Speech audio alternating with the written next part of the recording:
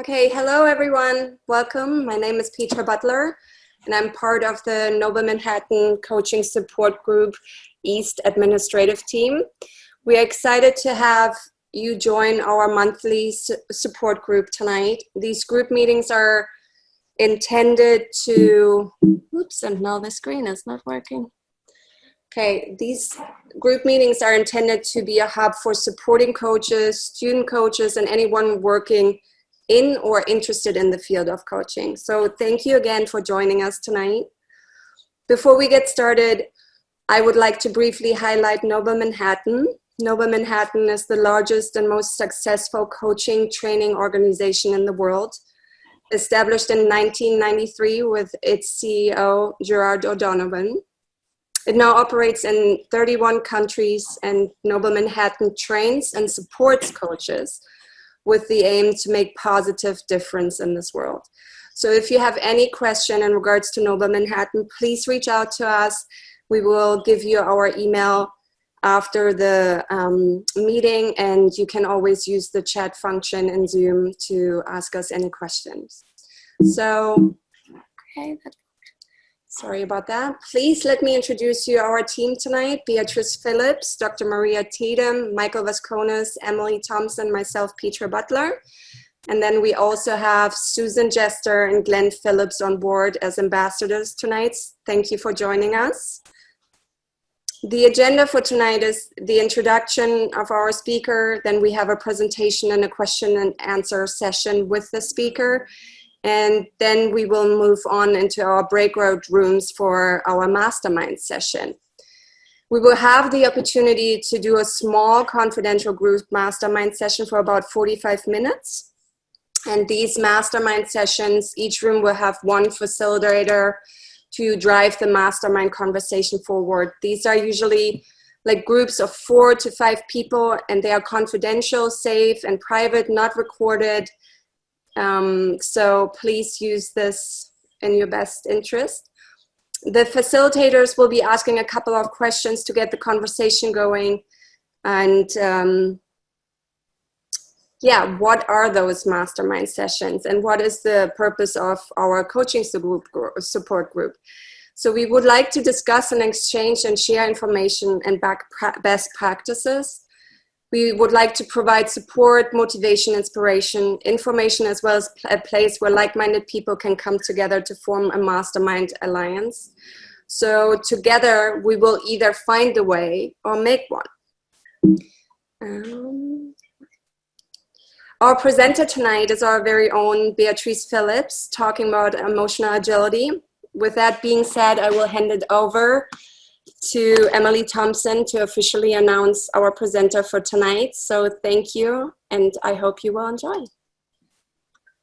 Hey, Beatrice is a regional director of the Alpha Group and co-founder of PBC Global, a goal deadline-driven leader with a strong analytical communications and executive skills. As a technical consultant, author, and trainer, she earned top reviews from business clients in major cities around the world. And as a VP for an SME in the US, she executed multifaceted global business development campaigns and earned a reputation for making it happen. She built core operation teams for business growth and spearheaded new business developments, training and supporting SMBs in the US, Europe, and Asia Pacific. Beatrice has a technical background in Windows Server technologies and has published 5 technical books and over 300 articles in trade magazines. Now Beatrice is accredited by the International Authority of Coaching and Mentoring and a Noble Manhattan certified coach practitioner. She is fluent in English and German and lives with her husband, Glenn, in a small town on the East Coast in Florida. And before I bring her in really quick, I just wanted to remind everybody that we are going to have a Q&A. And so if you do have any questions at all during this, just write your questions down in the chat and we will go over them when Beatrice is done. And without further ado, here is Beatrice Phillips. All right, thank you very much. I just need to share my screen. Thank you everyone for coming for our to our coaching support group meeting today. We have a very interesting topic. It is about emotional agility and steering clear of the rocks. And so we are going for a deep dive. So please stick with me as I come to full circle when I do the presentation. This is basically a two-part presentation because I'm going to be presenting this to you, but you will also get a study guide to take home with you. And because in order for us to work with our emotions and figure out our emotions and why they're happening and why we're behaving and the habits that we have, it takes a little bit of self-study. So I usually forget to mention, I'm also a Hippocrates health educator. I'm also a lifestyle medicine coach and a yoga teacher. And even though I know to take deep breaths, often I end up talking way too fast. So please feel free to throw stuff in the chat and let me know to slow it down. Now, we do have a lot of ground to cover. But before we go into this, I do want to point out that this presentation today is not a medical advice. It is not I'm not a doctor, I'm not a scientist. And that what I'm sharing with you are things that I have learned based on my studies. And if you experience chronic depression or anxiety, please consult a professional about that. So let's move on. First, I would like to launch a poll. Glenn, if you could launch the first poll. And I just kind of wanted to see what people's perceptions were about emotions. Are you able to launch the poll? Yes, it's out. Okay, the results are we able to change our emotional reactions? 100 response said we can unlearn our emotional reactions. Beautiful. I love this. This is what is considered a growth mindset, an open mindset. Wonderful. Okay, great. So we're moving on. And in order to launch this, I want to bring in this quote from Franklin D. Roosevelt, who said, "We have nothing to fear but fear itself." And this is so true. And this is my segue to launch the presentation. And I would like to introduce you to our reptilian brain. So just hold on to your seats. This is a lamprey. And the lamprey basically is exactly the same like it was 560 million years ago. This lamprey, so it's an eel in the ocean, it basically has three functions in a way. It can eat, it can reproduce, and it can run, right? Because what's really important here is I want to talk about the running part, because when you're in the middle of reproducing and you don't have enough gusto to know when to run when a predator comes around, you're not going to be reproducing a whole lot longer, right? So the emotion of fear, running away from a predator, is already inbred into that brain of the lamprey. So when we look at a cut of the brain, we see here's the spinal cord. Hang on, I'm going to turn on my laser pointer. So, okay, so we have the spinal cord. And then we have the cerebellum, and then we have this in red over here called the basal ganglia.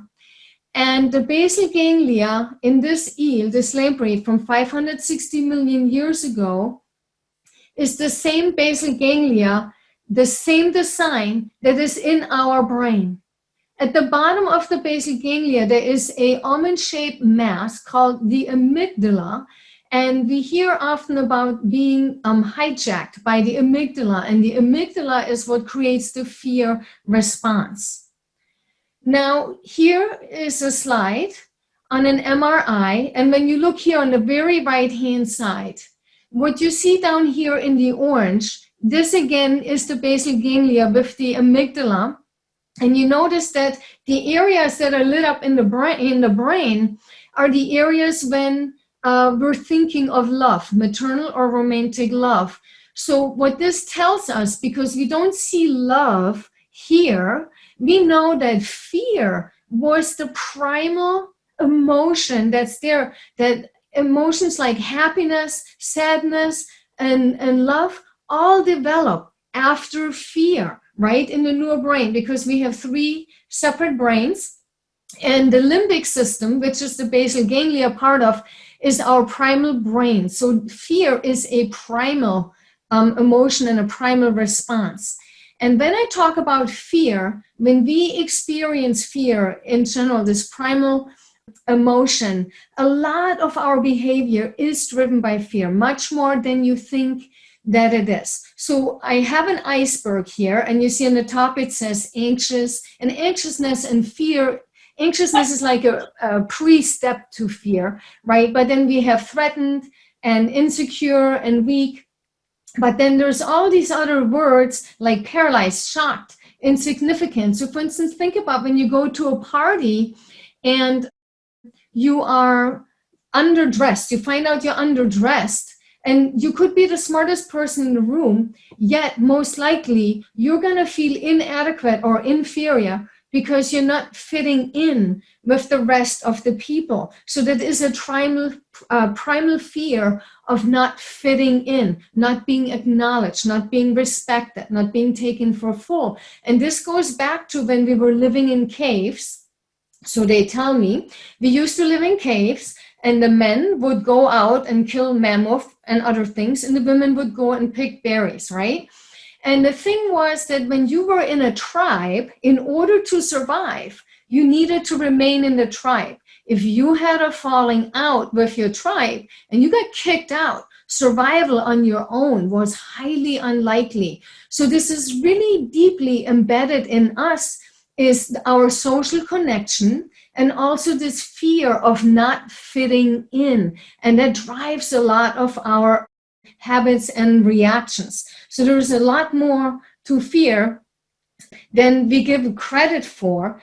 And so later when we examine some of the emotions, you're going to find that a lot of this is underlying is the fear.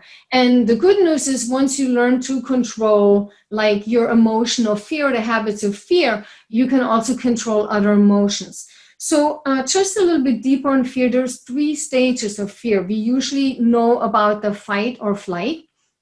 I'm going to turn it around. I'm going to say there's first flight, then there's freeze, and then there's fight. So on the very left slide, you see this bride running away from the wedding. She's running so fast, she lost her shoes, right? She is afraid. So all she has right now is tunnel vision. Her cognitive thinking is diminished because as soon as the amygdala gets that fear, it puts hormones into the body that primes your body for running, and it puts other hormones in your brain that get your brain from stopping thinking. And so then after the running, after the tunnel vision, where am I going to go to? I got to get out of here, right? Then we have the freeze.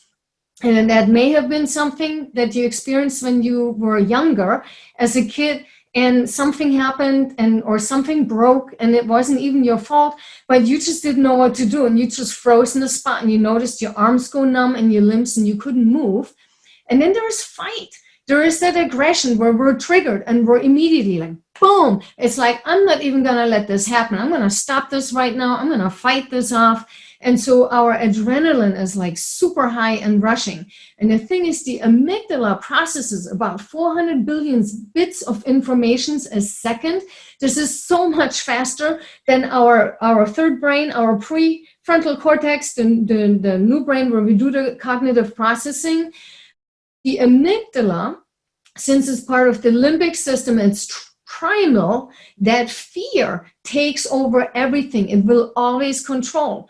And so, yes, that's sad news because it doesn't serve us nowadays in our culture, in our environment. It used to serve us when we were walking through the woods and the saber-toothed tiger would come running after us, right? So, but now it doesn't necessarily serve us. And so the point that I want to get across to you today is to learn to recognize when these emotions start to build up in the body. And so, for instance, what does our brain really know? So think about it. We have our consciousness and we have the subconsciousness. And for instance, if we're watching a movie, like a scary movie or an action movie, and we know on a conscious level that this movie is make-believe, on a subconscious level, how often have you caught yourself just going, holding your breath, or grabbing the hand of your partner and crushing it, right? Or vice versa, or just stiffening in the body because we're vicariously living along with the character on the screen. It's the same thing when you're driving to work and you're stuck in traffic and you know you're going to be late to work.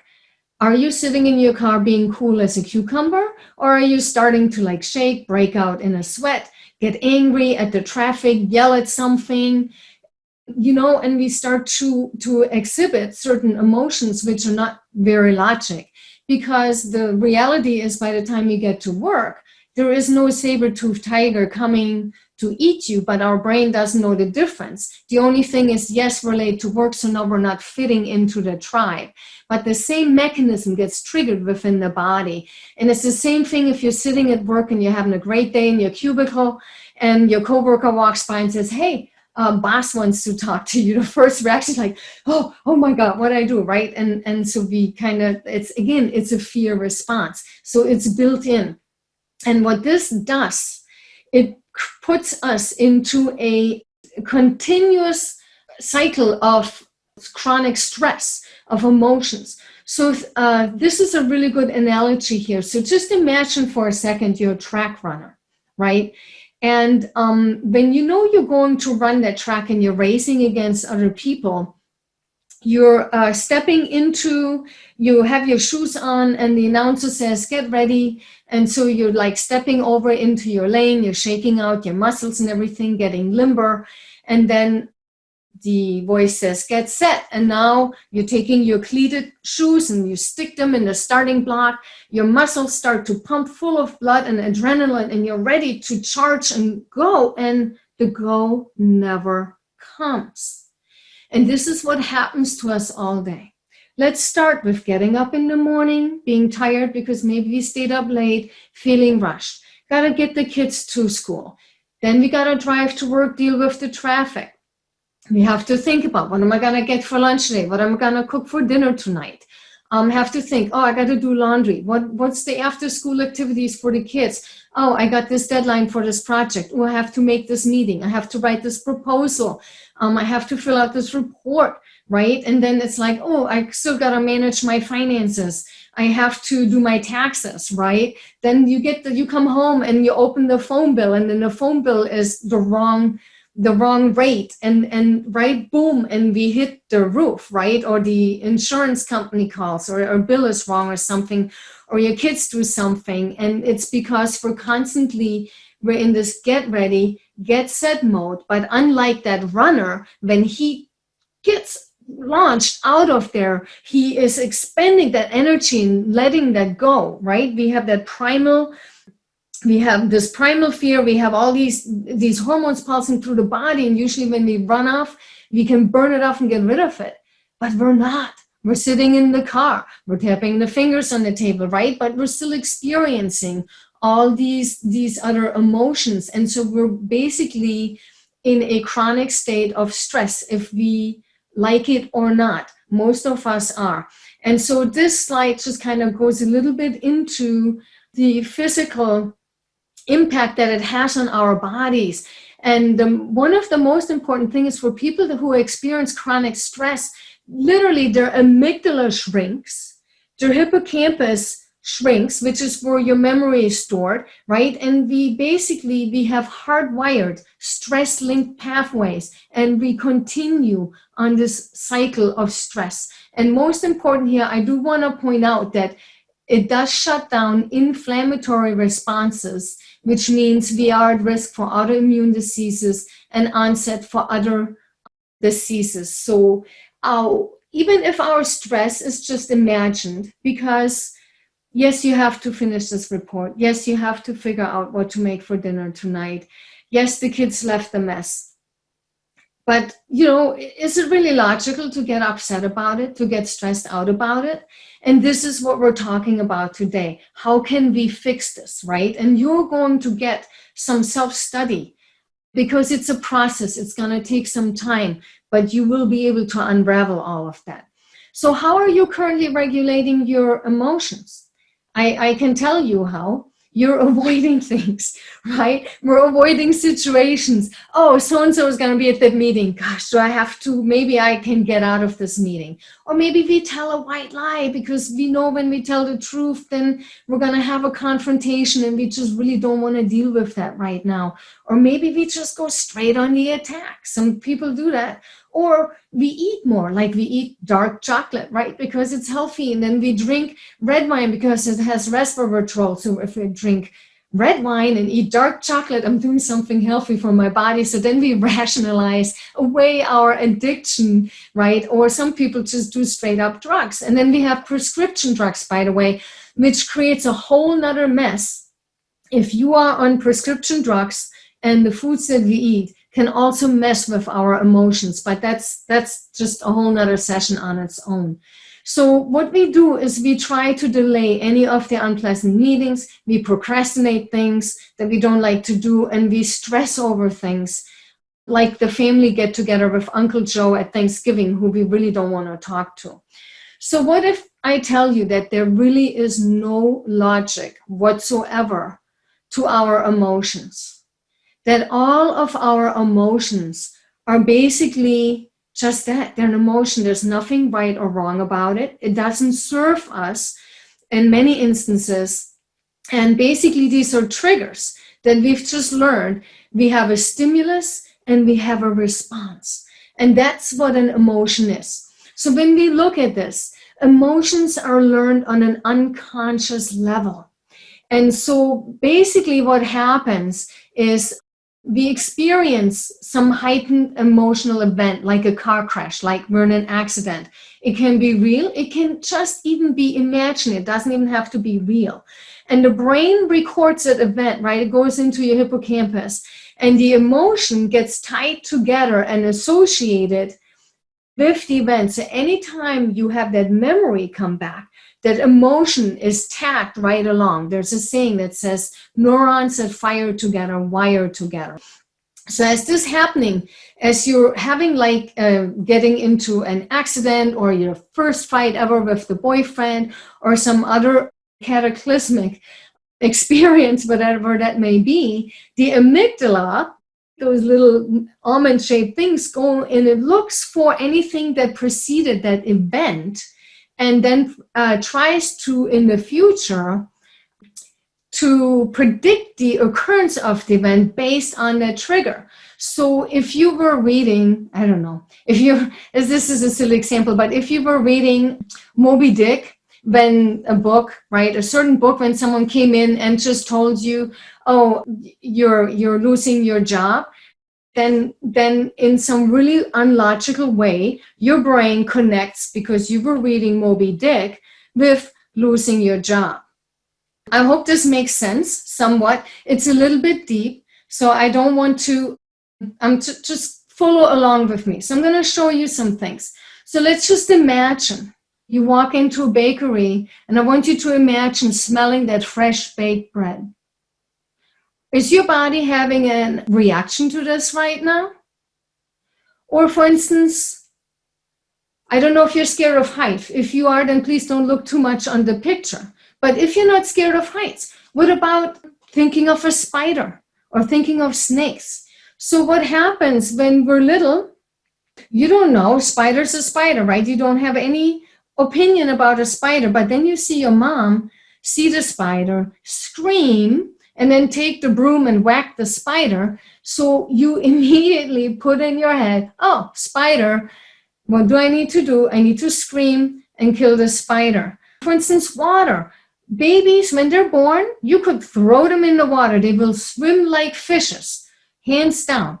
And what happens is you have the little kid, the first time the kid goes near the water, the parents go, oh my God, stay away from the water. And immediately the water is associated with danger. And what happens when you're a couple years older, you have to take swimming lessons to learn swimming, something you already naturally knew from the very get-go.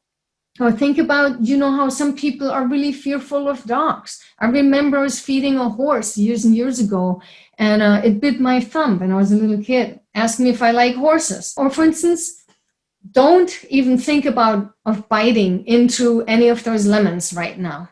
So even though on a logical level, you're just looking at a picture, your mouth is probably watering right now. So your body responds to triggers. And not just right now, we literally live our entire day being triggered, literally. Just think of listening to the news, watching the news, the media. It's all geared to get a reaction out of you. So let's talk about the subconscious here for a second. So basically, it's a database. There is no emotion. It just brings up a hardwired stimulus response behavior. There's no questions asked. There's no judgment made. There's a stimulus and there's a response. So you're going to the Coke machine, you're putting in a quarter, you push the red button, and the can comes out. And you can do this 100 times, and it'll be the same thing over and over and over and over. And so because our brain tries to predict what happens, once we have a certain neural pathway burned in, it keeps going down that same pathway. And this is why we react to different things the same way as we did with other things. So let's see, what gets you bent out of shape? I would like you to drop me a couple examples in the chat, like another person's behavior, like your husband coming home and dropping the jacket on the middle of the floor, or the kids leaving the cap off the toothpaste or something, or you're receiving a bill in the mail. What are some of the things that get you going that really don't make any sense, but you get upset? Okay, I can't see the chat. Clint, can you read what's in the chat, or Mike, if anybody's putting something in the chat? Currently, there's nothing in the chat. Nothing in the chat. Okay, nobody has an opinion. Hang on. John B. just said, when coworkers or other people get bent out of shape. Okay, when other people get bent out of shape. Okay, so there are things that trigger us automatically, and a lot of that stuff we pick up when we're actually kids, and then we just carry that into adulthood. So, okay, and then here, what fears do you have? For instance, being found out, imposter syndrome. A lot of people have that. So for instance, you apply for a job and you think you're never ever gonna get that job, and then all of a sudden you get the thing, it's like, yeah, you're hired, you got that job. And then you go, oh my God, I don't know what to do. And then you have like this fear of being found out, or this fear maybe of being judged by other people, or the fear of missing out on something when the whole group is meeting and you're not being invited. Fear of failure. What is one of the fears that you have? Drop me something in the chat. Okay, we've got a couple more responses to possibly the previous question. Okay. People lying.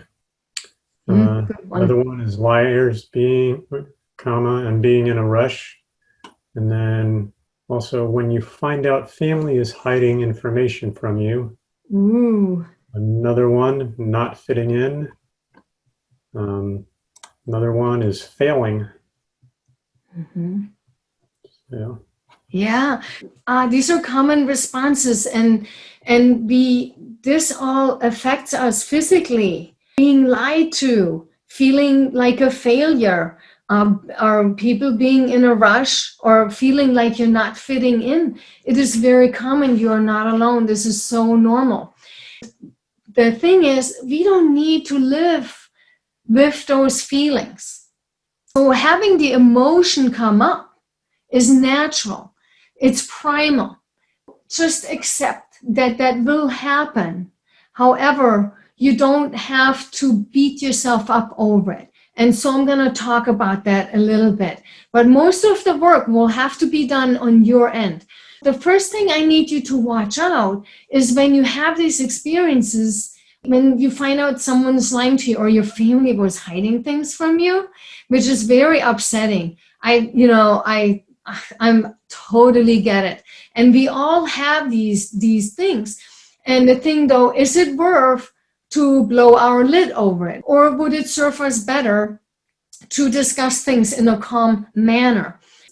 Focus or pay attention if you're getting visual tunneling, if you're noticing, like, when you get into something and then you just can't think anymore. It's like seeing red.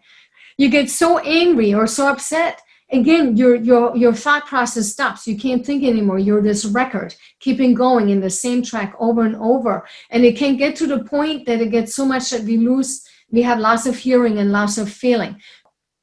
We're special as humans with our triggers because other mammals don't have that. Only humans have that. Look at this picture, like this person, what were they probably thinking or feeling or experiencing when they did this flip on the jet ski and it didn't work out? There's all kinds of things that could have gone through their mind. We have two types of triggers. We have internal triggers and we have external triggers. So this, for instance, when this person thinks of this later, this is definitely what we call an internal trigger.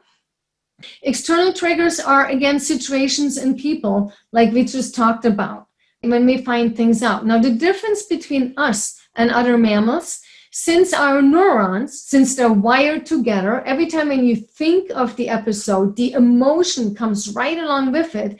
We get the benefit of every time we think about it, this person is basically reliving this experience every single time. So we're stuck in that track and we can't get out of it.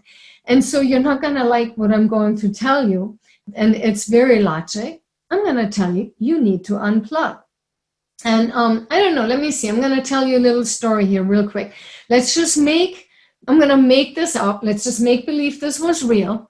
And 2 weeks ago, my husband and I, we were running errands in the morning, and my husband runs the red light. Well, it was an orange light, but I could see the light turn red. So I turned to my husband and I said, that reminds me, long time ago, many years ago, I got a ticket for running a red light from one of these stupid red light cameras.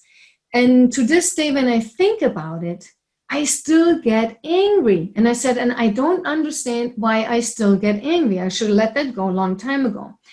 And my husband, and he's wonderful, and he's the best husband I could ever have. Looks at me and he says, well, you shouldn't have run the red light. And I said, well, I didn't run the red light. I said, the thing was, I went to court to fight it. And when I was at the court, I was out of my element. And they were putting people through like sheep for butchering or whatever. And I said, and when my name was called, and I got in front of the judge, she said things to me that were all like legalese. And I asked her for clarification.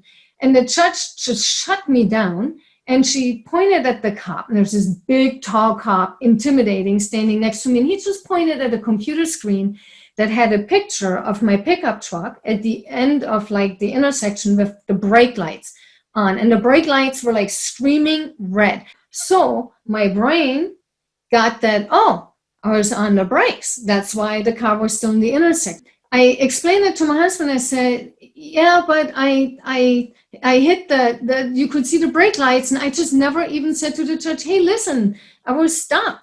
And my husband said, you shouldn't be stopping in the middle of the intersection. Here I'm on the defensive. I'm not mad. I'm just like trying to still explaining this. And I said, no. I said, this was in Cocoa Beach and there's a lot of traffic. And I'm trying to explain to him why I would have been possibly on the brake lights. And my husband starts to mansplain. And he says, one time I was taking a driver education course, blah, blah, blah, blah. And when he started saying that, like in my stomach, I just felt this wave, and I just, this anger was coming up. And usually here's about where you rip off the other person's head and really let them have it. And I felt, and I had the awareness of my physical reaction at this point. And I didn't say anything. I just shut my mouth. And then I asked myself, I'm like, okay, what was my intention? I was sharing an experience with my husband. And it all started with me saying, I don't understand why I'm still angry when I think back about that. And so there's a thing, it's called nonviolent communication. I'm going to explain this here in a second. So I looked at my husband and I said, because I thought back of the original intent, I said, the only reason why I was telling you this story, I just wanted to hear you say, oh my God, that really sucked. That just sounds like a real bitch. And I'm sorry, you still experience that. And I said that to my husband, and my husband looked at me and he said, oh. And he said, well, I'm really sorry. And I said, oh, just forget it, right? And then we started laughing. But imagine this, what happens with millions of other people, how you start having a conversation and then it just goes, blah, blah, blah, it just goes off. However, when you are aware of what's happening within your body, when you have that awareness, then you can stop yourself. And yes, it takes training. It's not like you hear the story today and you can wake up tomorrow and do it. It's going to take training. So one of the things that you can do, I call it step out and step up. And you've heard this before, like take a deep breath and count to 10.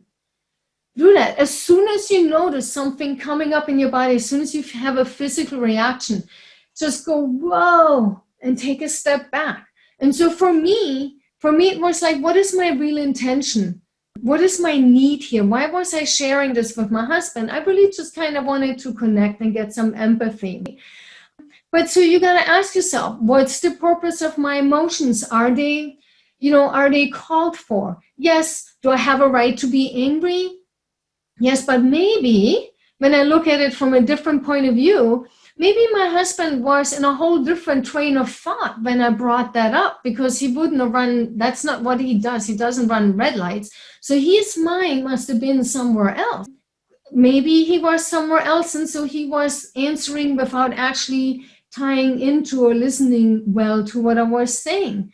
And then another thing is, how could I act differently? Who do I want to really be? Do I really want to be the person that gets angry and upset and gets lose control emotionally? And the answer is no. And so we all have to ask ourselves, who's the person that I want to be? So I'm going to give you 4 things here, 4 items, action items, and I would like you to pick one of those. And then you're going to, in a little bit, get a download in the chat that will help you to work through all of this. And the first thing I want to talk about is a book by Dr. Marshall Rosenberg. It's called Nonviolent Communication. And I'm going to give you the tip of the iceberg on each of these, because I want you to do your own research into these. But all of these work because I have used all of these, including the nonviolent communication. And it's not only about how you speak, but our language is very, very aggressive, and we're not even aware of it. So for instance, when you come home and your kid left a mess in the living room, most likely you're going to go, oh, I've told you 1,000 times, pick up your stuff. How has that been working for you? Another way to do this, instead of saying you're a slop or saying you are this, or even talking to yourself, I'm an idiot. No, stop that. Don't do that. You can use these 4 steps. So you could say to your child, well, when I see you leaving all your stuff strewn all over the living room, it makes me feel like you're not respecting our family. I need this living room to be clean up so everyone can use it evenly in order for us to be a happy, peaceful family. Would you please take your stuff and put it in your room? You can do it with a coworker. When I hear you say this, or when I see you leaving a big mess for other people to clean up, it makes me feel whatever it makes you feel. And then you need to explain to them why it makes you feel that. And then you clearly state your request of what you would like to do them. And so this book gives you some examples, and it teaches you how to do the language, and it gives you a lot of good positive action verbs. Number 1, the communication. And like I said, we talk to ourselves that way. So when you call yourself an idiot, so when something goes wrong or you didn't do something right, we take it global. Instead of saying, well, when I did this, I did this wrong. No, we don't do that. We go, oh my God, I'm such an idiot. And all of a sudden you're an idiot on everything. So don't talk to yourself that way. So it will teach you to do this. And then the next thing is EFT, the emotional freedom technique. And I've been using EFT for years. And now EFT, there's no certification in it. It is free. Anybody can do it in the privacy of their home, and it works. The neurons that fire together, wire together. Remember? Stimulus, response. What the EFT allows you to do is to separate the memory from the emotion. In order to do this, you actually have to bring up the memory first, and then you tap your way through it. And if you go on YouTube or if you just Google EFT, I recommend to go on Gary Craig's website for the EFT Gold Standard. He has a ton of information on how to do it, and it's all free. And then there's also a TEDx talk that I just found recently on YouTube about EFT. And so the links are on here. I do recommend them. Before you start tapping, always check in when you think of the experience, emotion that you're having from a level from 1 to 10, where 1 is you're not having an emotional reaction, where 10 is you're having a severe emotional reaction to something. And then you talk your way through and you tap, and these are all acupressure points. And you tap on the inside of the eye, the outside, and it gives you, and it's only a couple tapping points, and you tap on them and you go, even though I messed this one really up, or I'm really scared, and you bring up what you're talking about. And then as you're talking, I know you bring up the negative, but you have to bring that hardwiring up in the brain. And then you start to rewire by saying, well, but it's okay. And eventually, when you're done tapping, you check in again from a level from 1 to 10, and you're going to find that your emotional response will have come down. And so you just keep doing that until this is gone. And this is clinically proven. It works. And again, it's free, and you can do it at home. And it takes 2 minutes or 10 minutes, and you can do it on pretty much anything. Another thing that you can do is journaling. Actually, journaling has been found out to counteract clinical effects of stressors like hypertension, anxiety, diabetes, and aging. And they recommend to write mostly in the morning. So you take a piece of paper and you take what's in your head and you just let it flow, and you just write out whatever it is that you're upset about, things from 20 years ago that you're still holding on to. Write it down. Just write it down. Doesn't matter. And as you're writing, there's something that happens in that process from going from your brain out of your hand onto the piece of paper. Or even in the evening, if you had a really stressful situation, don't go to bed being all angry. Take a piece of paper and just start writing. Get it out of your brain. This may not be your thing. That's okay. We have journaling, we have EFT, and then I also want to introduce you to Jin Jin Jitsu. And Jin Jin Jitsu actually comes from Japan. It is a finger hold. And so the thumb represents worry, the index finger represents fear, the middle finger is anger, the ring finger is sadness, and the pinky is trying to or pretending, not being sure. What you can do, and we can do this right now actually, is just hold your thumb, for instance, with the other hand, wrap all those fingers over your thumb. Just think of something that might worry you, or if there's something where you have fear, you can take the two fingers together. And I have a website here, and again, there's a lot of stuff on YouTube. Love YouTube, lots of videos. And then you just breathe. You take a nice long deep inhale through the nose, down to the belly, and then exhale. And let it go. And you just hold this, like for instance, if you hold one finger, you can just hold this finger until you like feel that pulse in your thumb. And at that point, you know that you have actually opened up the blockages. We have meridian pathways, we have energy pathways through the body that are blocked by our emotional reactions. And so we can open them. So you can do a minute on each finger individual. And then when you're done, you put the thumb on the palm. This is happiness to seal it all out. And one thing about Jin Jin Jitsu and also with yoga is really learning to let go. That is the important part. We store a lot of our negative emotions in our tissues, literally. And yoga, through the physical activity of stretching, we release that. But if that's not your thing, that's okay. Like in Shin Shin Jitsu, you can let go by putting one hand over your heart. And then you take the other hand and you put it on your back. And you can use the back of the hand and put it right on the bottom of the shoulder blades. And then you can breathe. And you think of what you want to let go. And then you put yourself in a space that you like to be. You just put yourself in the beautiful valley that we always see in the advertisements, especially in the fall, with the pretty colored leaves. And there's a valley, and there's these tall grasses, and there's a river going through.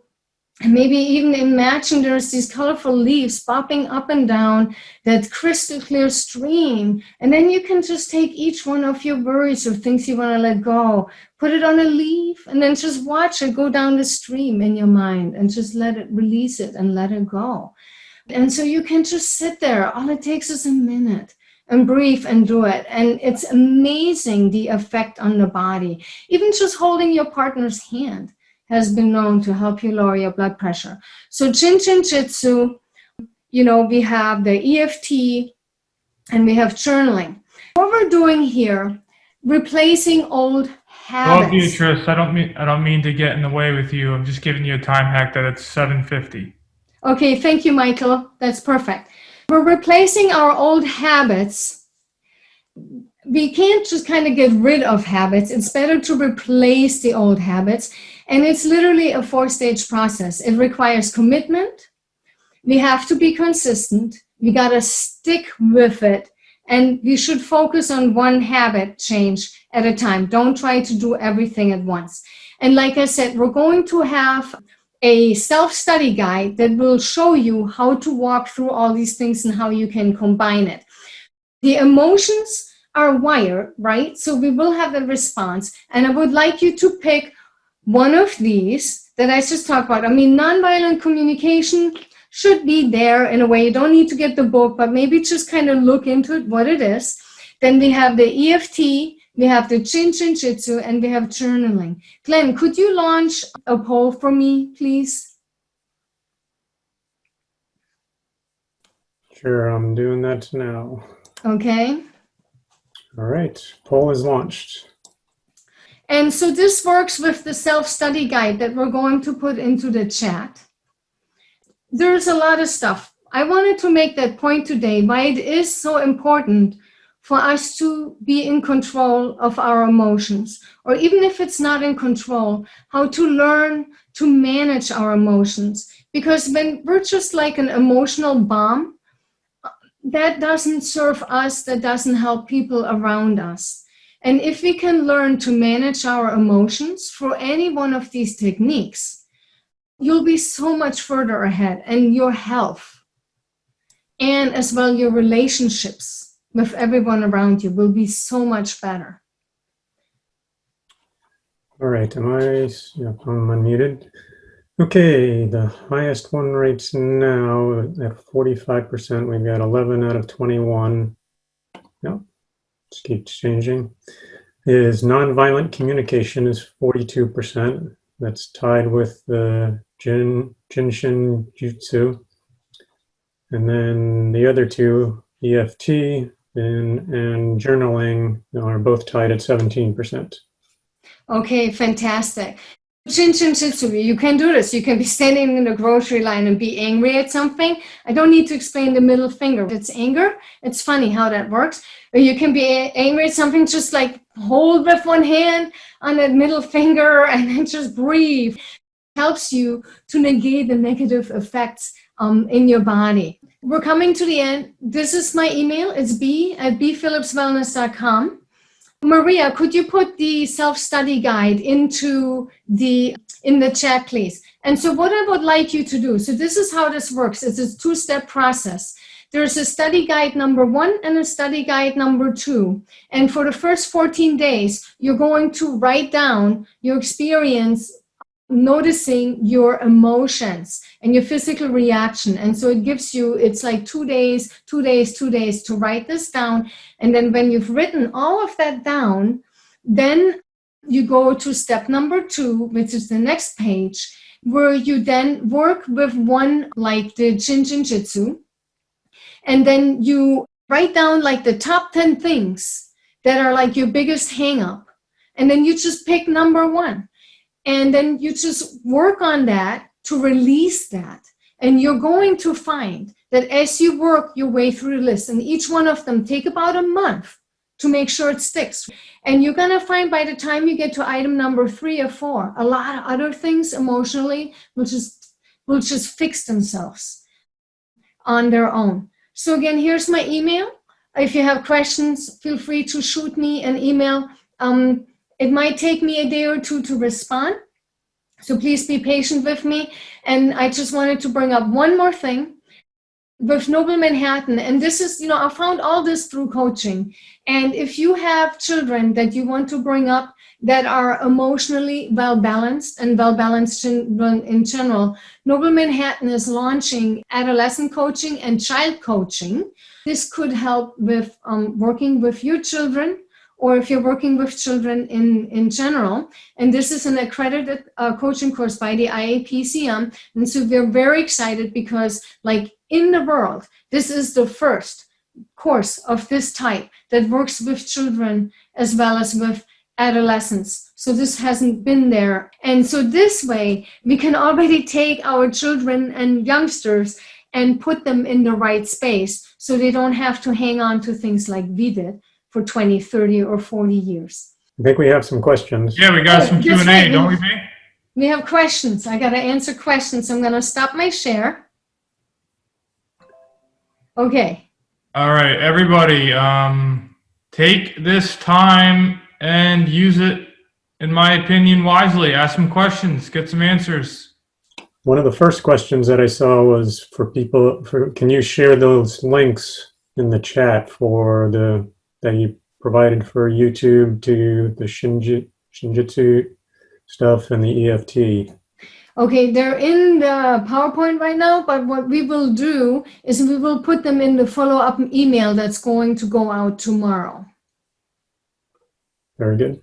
Thank you for asking that. I should have thought of that. Good. All right, I do have a question from someone. It wasn't pertaining quite to this presentation, but I told her I would ask it if we have time, and there's not too many questions coming through, so I'll go ahead and ask it.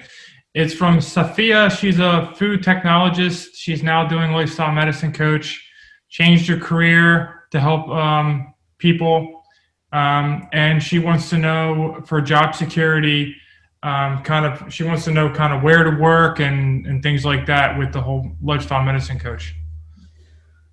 Ooh, that's a good question. Where do you want to work? Well, it depends if you want to start your own business and your own coaching or coaching for a company. I know a lot more companies are looking into coaching. So for lifestyle medicine coaching, I'm always been self-employed. And so it's not everyone's thing to be the entrepreneur. So it really depends on if you're looking for full-time employment with a regular paycheck or if you're willing to walk the plank and see what happens. So that is really an individual decision. However, there is a great book.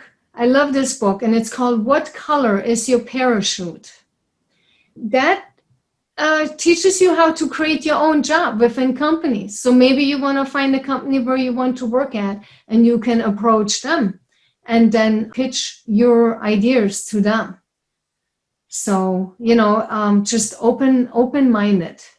But it's called What Color is Your Parachute? Great book. Updated every year. It's been around since the 40s, and they update it every year. So that can really help with job search. All right. Well, there's not any more questions coming through, so I guess we're going to move the break and then to breakout rooms, right? Okay.